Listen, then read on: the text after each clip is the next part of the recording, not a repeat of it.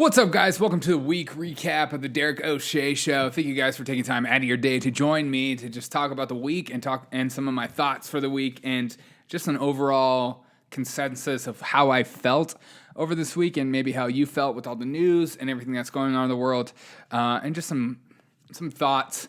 Some things. I take the show a little bit more seriously, whereas my news I try to be funnier, I guess, and try to make you laugh more.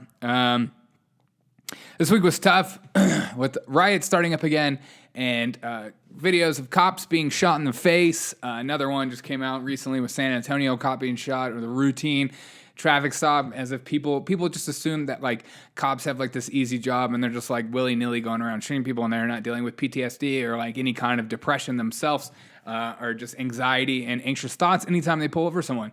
Or anytime they're in this situation, especially in today's culture with social media and videos being passed around and things being taken out of context and people taking those things out of context and assuming that is the truth. It's just a hard job. And yeah, there would be times where I just like can't stand the cops. Like they pull me over, or they just come to my house for no reason. Like any kind of like weird thing that happens. Not every interaction with cops is a good interaction, but, I've never been shot. I have been chased by cops. I have been back in my skateboarding days and all that stuff. But this week was a tough week with riots, people shootings like in the FedEx shooting, and conservatives continuously being censored in big tech media, like just, stopping James O'Keefe from spreading information about CNN being a propaganda network, and they hate that. They don't want that to be out there because they see it as negative, and so they get rid of it. Russia and Ukraine setting up for another proxy war, and it just unfolding by the day. And as we put sanctions on them, and then they put sanctions on us, and we dispel diplomats, and then they dispel our diplomats. It's like this stuff is just building up, and I just feel like we as a culture are just kind of building up for a huge event due to what has happened in our minds, in our being during this lockdown measures and during a year of COVID, and just with the media being as rampant and being okay with spreading misinformation, like about Trump and just about like the soldiers being targeted by Russia, and that turns out that story is fake, and then all kinds of stories about Trump being fake and stuff like that. And then them, when bad stuff comes out against them, they, silence you. And then I'm just looking at the news this morning and seeing the Queen from Britain sitting by herself as her husband died during a funeral. And just the emotions that come with watching your loved one of so many years and then you being not consoled by family members due to COVID measures and crap like that. And just watching people die alone, and even with the elderly population being locked down and not being allowed to come out and stuff like that, and just there's just elephant in the room that no one wants to talk about, and that is mental health. And people don't understand what to do when you think about mental health, or like how to conversate it, because people just assume those are for the addicts, those are for the people that are about to commit suicide, those are for this, and this is for, like, I'm not crazy, I'm just dealing with a lot in my life, or I don't want to talk about it, or there's just counselors are kooky. And yes, there are definitely kooky counselors. There's just like any job you walk into, there are some people that do it really well, and there are some people that suck at their job. It's not every counselor is good. Sometimes you got to find a different one. But my pleas to you is to consider looking at a potential counselor in your life, someone to speak to you. My question is always do you have someone in your life legally bound not to say anything that you say to them? So they're not going to spread rumors about you. In fact, you can sue them over doing stuff like that. I always want to encourage people to talk to other people, have a counselor in your life, even if you feel like you don't need one. But if you're like, especially those that have dealing with a lot of stress and haven't really had time to talk to someone else, to find a mental health counselor, a clinical counselor, someone with the LPC, someone with a real, some real degree, not just a life coach that's trying to make money off of you, just manipulating you, but somebody that can actually listen to you, help you, and be there for you. But most importantly, listen to, because I know even for myself that there are times in my life I wish I just had somebody to like just say things to out loud that not necessarily I believe or that I like or want to put out there to the public, that I just want another person to hear me and say, you're not crazy. I thank you for telling me that, or someone to listen to me and say, yeah, that's really hard. Because I think the value of having someone that's other than like fans, family and friends in your life to just listen to you and tell you you're not crazy, or that tell you that situation sucks, or that just listens and helps you, is that value you can't put a price on. For your own mental stability, your own mental health, and especially over this last year, I think people were very consumed about like money, because the economy we're going to find ramifications of what happened this last year over the years to come, especially with inflation coming down the pipes, and as we continue to spend more money, even though we had a tough year financially.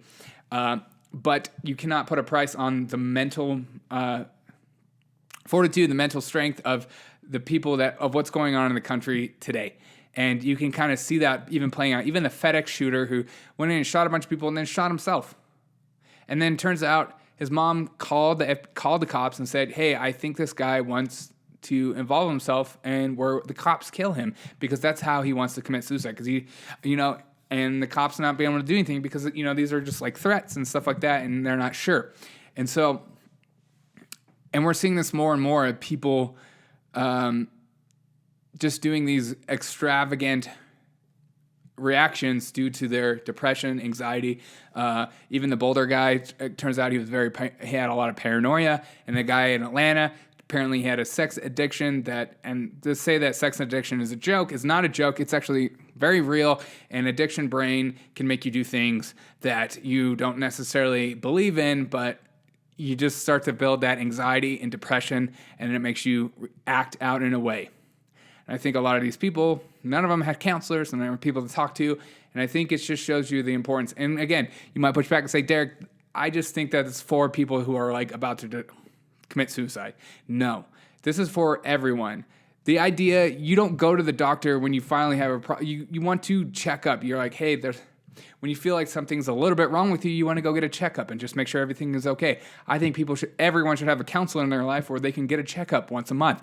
Just check in and see, maybe sometimes you have a rough month and you want to go see that counselor 2 times that month or 3 times that month or something like that. But I just think that there's weird stigma with mental health. Like, those are just for the crazy people. In fact, it's the opposite. It's for, yes, people that need a lot of help, but also for people that are on the verge of needing a lot of help, or just need someone to talk to, or just having a rough day.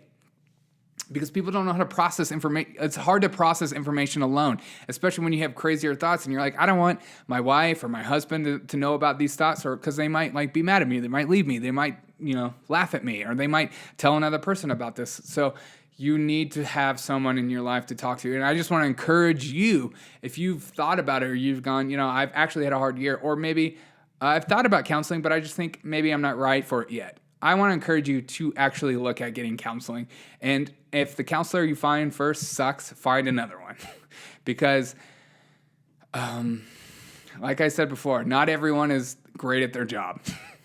And some people in fields shouldn't be in specific fields. I mean, there's like doctors that suck. There's nurses that suck. There's people who make sandwiches at Jimmy John's that suck. There's, sometimes you go to Chipotle and you get an awesome burrito, and sometimes you get a burrito that just is garbage. So it's just the same.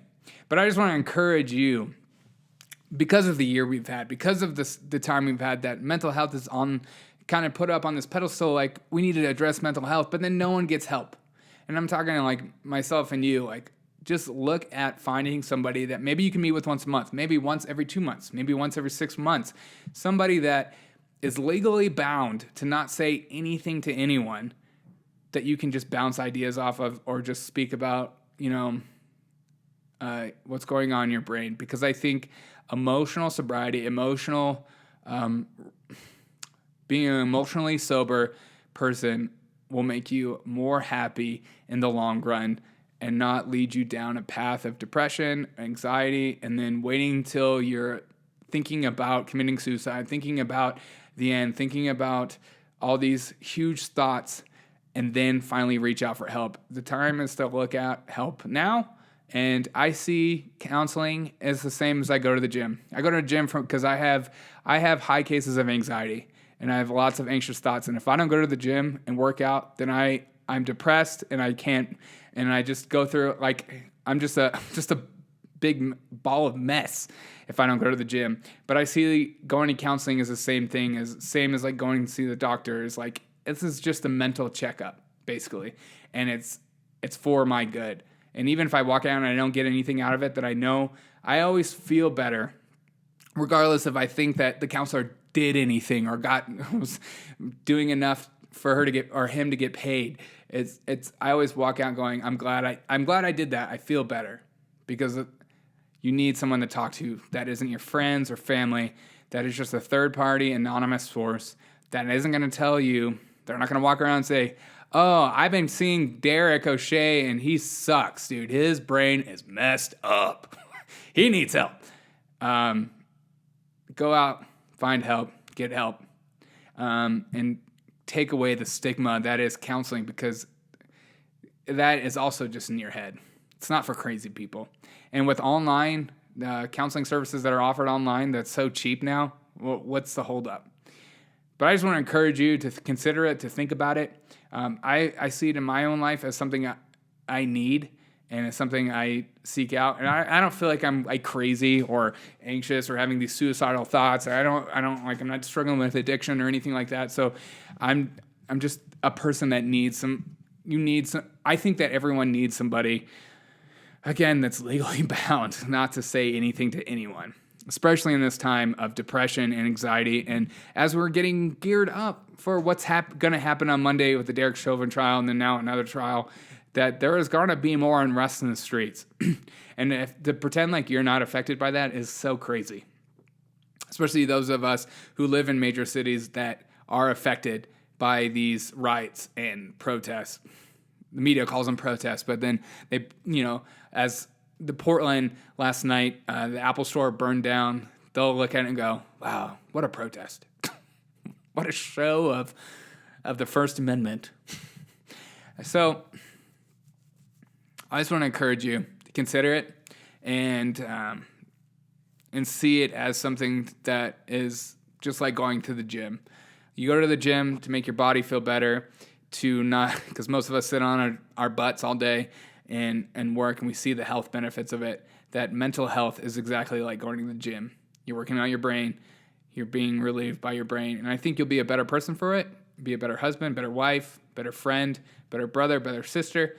Whoever you are, wherever you are, you'll be a better coworker because of it. Because you'll be able to emotionally regulate better. You'll be able to be emotionally sober better.